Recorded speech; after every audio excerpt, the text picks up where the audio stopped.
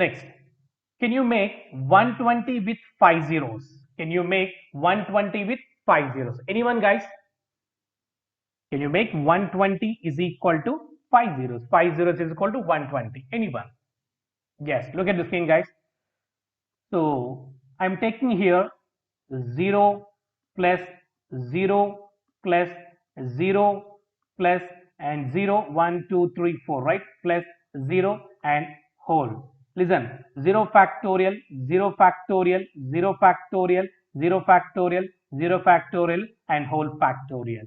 Right, 0 factorial is how much? 1. 1 plus 1 plus 1 plus 1, 5 ones and whole factorial. Then 5 factorial. 5 factorial is how much?